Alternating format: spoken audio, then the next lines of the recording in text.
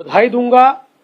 एक बहुत ही बैलेंस्ड इस प्रकार का बजट उन्होंने पेश किया है और विशेष रूप से कोविड के बाद दुनिया की सारी अर्थव्यवस्थाओं का संतुलन जहां बिगड़ा है, वही भारत की अर्थव्यवस्था को संतुलित करने का काम हमारी फाइनेंस मिनिस्टर ने किया है और आंकड़े ये दर्शाते हैं कि हमारी अर्थव्यवस्था और मजबूत हो रही है। विशेष रूप से किसान, गरीब, युवा और महिला, इनको समर्पित इस प्रकार का ये बजट है। किसानों के लिए कई योजनाएं घोषित की गई है। हमारे युवाओं के लिए विशेष रूप से 4 करोड़ से ज्यादा रोजगार निर्माण की जो योजनाएं है, जिसमें रोजगार निर्माण के लिए इंसेंटिव देने का काम सरकार कर रही है। मुझे इस बात की खुशी है कि महाराष्ट्र ने भी एक ऐसी योजना लाई है और अब केंद्र सरकार की योजना आने के कारण हमारे युवाओं को इसमें बहुत फायदा मिलेगा। महिला सेंट्रिक योजनाओं का ब्यौरा आपके सामने अभी मैं पूरा नहीं रख रहा हूं क्योंकि उसको काफी समय लगेगा, लेकिन मुझे बहुत खुशी है कि महिलाओं को फोकस रखते हुए एक बहुत बड़ी व्यवस्था इसमें की गई है। विशेष रूप से हमारे मध्यम वर्गीयों को, मिडिल क्लास को जो इनकम टैक्स के प्रावधान है, उन प्रावधानों के कारण 17,500 रुपए सालाना बचत होगी, जो मैं ऐसा मानता हूं बहुत महत्वपूर्ण है। विशेष रूप से जो हमारा जो इंफ्रास्ट्रक्चर का क्षेत्र है, इसमें 11 लाख करोड़ रुपए का निवेश केंद्र सरकार कर रही है, जो एक अप्रत्याशित निवेश है। इससे गांव-गांव तक इंफ्रास्ट्रक्चर की सुविधाएं पहुंचेगी। रास्ते, हमारे ब्रिजेस, हमारे पोर्ट, हमारे एयरपोर्ट, हमारी रेलवे, हमारा जिसको कह सकते हैं बाकी सारा इलेक्ट्रिसिटी का इंफ्रास्ट्रक्चर, ये सारी चीजों में बहुत बड़े पैमाने पर काम होगा। इस सरकार का मैं विशेष इसलिए अभिनंदन करना चाहता हूं। सामाजिक क्षेत्र में जो इस सरकार का निवेश है, सरकार ने पिछले 5 वर्षों में वो दुगना किया है। हेल्थ के सेक्टर में भी दुगना किया है और हमारे आदिवासी समाज के लिए बहुत बड़े पैमाने पर इस सरकार ने योजना लाई है। आज ये बजट जो पेश किया गया, इसके बाद विशेष रूप से हमारे महाराष्ट्र के महाविकास आघाड़ी के एमपीज ने एक नैरेटिव सेट करने का प्रयास किया। बजट बिना पढ़े इस प्रकार से नारेबाजी करना उनको शोभा नहीं देता, केवल नैरेटिव तैयार करना शोभा नहीं देता। अगर बजट पढ़ लेते तो महाराष्ट्र को क्या मिला ये पूछते नहीं। अभी तो मेरे पास बजट की फाइन प्रिंट आनी है, मैंने एट ए ग्लांस जो निकाला पिछले 20-25 मिनट में, वो भी मैं आपको अगर बताऊं तो महाराष्ट्र को विदर्भ मराठवाड़ा में सिंचाई के जो प्रकल्प चल रहे हैं उसमें 600 करोड़ रुपया मिला है, ग्रामीण रास्ता सुधार में 400 करोड़ रुपया मिला है, इकोनॉमिक क्लस्टर में 466 करोड़ रुपया मिला है, क्लाइमेट रेजिलिएंट एग्रीकल्चर में 598 करोड़ रुपया मिला है, agri business and rural transformation project को 150 करोड़ मिला है, MUTP 3 मुंबई की महत्वाकांक्षी योजना 908 करोड़ रुपया मिला है, मुंबई में मेट्रो के लिए 1087 करोड़ रुपया मिला है, दिल्ली मुंबई कॉरिडोर के लिए 499 करोड़ रुपया मिला है, MMR ग्रीन अर्बन मोबिलिटी के लिए 150 करोड़ मिला है, नागपुर मेट्रो के लिए 683 करोड़ मिला है, नाग नदी सुधार के लिए 500 करोड़ रुपया मिला है, पुणे मेट्रो के लिए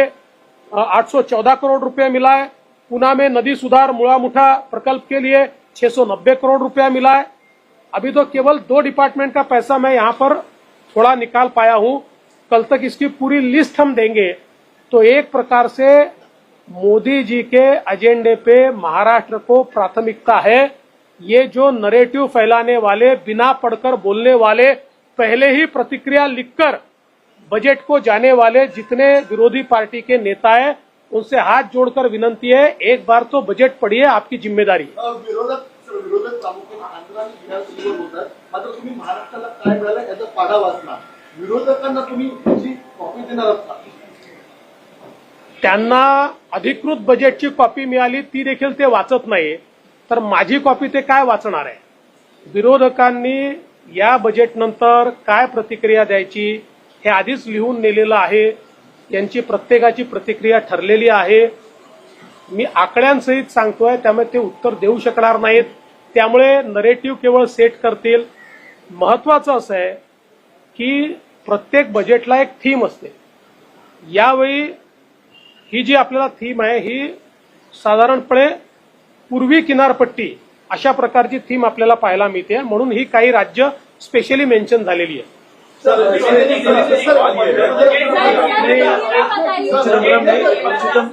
चिदम्बरम सर ने एक बात कही कि उनका जो कांग्रेस का मैनिफेस्टो था साल 2024 के लोकसभा चुनाव पर, इसमें अप्रेंटिसशिप की भी बात हो रही है, वही पूरा पॉइंट बजट के अंदर इम्प्लीमेंट कर दिया गया.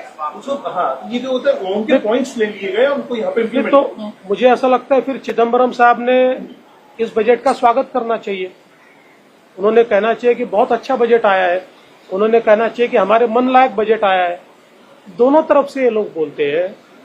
देखिए, उनका तो जो मैनिफेस्टो था वो खटाखट वाला मैनिफेस्टो था, लेकिन अब जिन राज्यों में उनकी सरकारें हैं उन राज्यों में भी खटाखट नहीं चालू हुआ. कम से कम उन राज्यों में तो खटाखट चालू करके दिखाइए. जो ट्वीट किया कि वो ट्वीट आप लोगों ने पढ़ा भी नहीं, बजट को देखा भी नहीं, और सीधे एलिगेशन लगाते हैं कि महाराष्ट्र को कुछ मिला ही नहीं. देखिए, मैंने कहा कि एमबीए के जितने नेता हैं इन्होंने सुबह ही अपनी प्रतिक्रिया तैयार कर ली थी, ट्वीट भी तैयार करके रखे थे. केवल बजट समाप्त होने की राह देख रहे थे, तुरंत वो सारी प्रतिक्रिया आ गई है.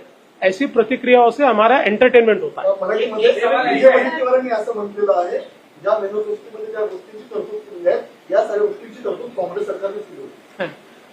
मला असं वाटतं की मग विजय वडेट्टीवारने या ठिकाणी या अर्थसंकल्पाचं स्वागत केलं पाहिजे आणि केंद्र सरकारला धन्यवाद दिले पाहिजेत की केंद्र सरकारने किती चांगला अर्थसंकल्प केला. पण त्यांच्या मॅनिफेस्टोमध्ये तर खटाखट होतं आणि त्यांचं खटाखट ज्या ठिकाणी काँग्रेसची राज्य आहेत त्याही ठिकाणी पाहायला मिळत नाहीये. आता त्या राज्यांमध्ये तरी खटाखट दाखवा ना. ते खटाखट तिथे नाहीये. त्यामुळे त्यांना हे माहिती आहे आपण राज्यावर येत नाही, केंद्रात येत नाही, म्हणून ते मॅनिफेस्टो तयार करतात. अशा प्रकारच्या मॅनिफेस्टोच्या भरोशावर देश चालत नसतो. पण मला या गोष्टीचा आनंद आहे की आमचं बजेट हे विजय वडेट्टीवारांना देखील भावलं आहे, त्यांनाही आवडलं आहे. मला विश्वास आहे कि ते उरलेलं बजट देखील वाचतील. आदित्यनाथ बोल रहे हैं कि ज्यादा बेनिफिट दिए गए बिहार और आंध्र प्रदेश को सरकार बचा रही है. देखिए, मैंने पहले ही बता दिया, इन सब लोगों ने अपनी प्रतिक्रिया पहले से तैयार करके रखी है. मैं सवाल पूछना चाहता हूं, हिमाचल में तो कोई हमारी सरकार नहीं है, फिर हिमाचल को क्यों स्पेशल असिस्टेंस मिला? कई राज्य उस परिस्थिति में किसी को स्पेशल असिस्टेंस मिलता है. अब पिछले समय की थीम नॉर्थ ईस्ट के राज्य थे, अब हमको ईस्ट और कोस्टल राज्य हमको एक थीम दिखाई पड़ती है. ऐसी कई बार बजट की थीम होती है, पर उसके साथ साथ जब महाराष्ट्र को इतनी चीजें मिल रही है तो किसी को और मिला तो अपने पेट में गड़बड़ी क्यों? Thank you.